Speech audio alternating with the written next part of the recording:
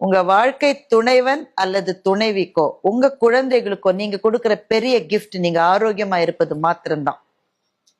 உங்களினுடைய ஆரோக்கியம்தான் அவங்கள அவங்க வாழ்க்கையில அவங்க சாதாரணமா வாழறதுக்கு அவங்களுக்கு வழி செய்யும். இது நான் தெரிஞ்சுக்கிட்ட ஒரு பெரிய உண்மை இது. அதுக்கு கூட நேரம் இல்லை அப்படின்னு ஒரு ஆள் சொன்னா அந்த லைஃப்ல ஏதோ சரியில்லைன்னு அர்த்தம். ஏதாவது ஒண்ணு நிறுத்திக்கணும், குறைச்சிக்கணும், இல்ல ப்ரையாரிட்டைஸ் பண்ணணும்.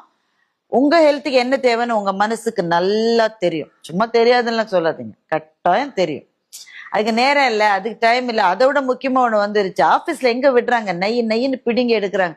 இப்படிலாம் காரணத்தை சொல்லி நம்ம ஓடிக்கிட்டே இருக்கோம். மிக மிக முக்கியமானது உங்க ஹெல்த். இப்ப நான் சொல்றது என்ன மாதிரி நடுத்தர வயதில் இருப்பவர்களுக்கு மாத்திரம் நான் சொல்லல, இளைஞர்களுக்கும் சேர்த்துதான் நான் சொல்றேன்.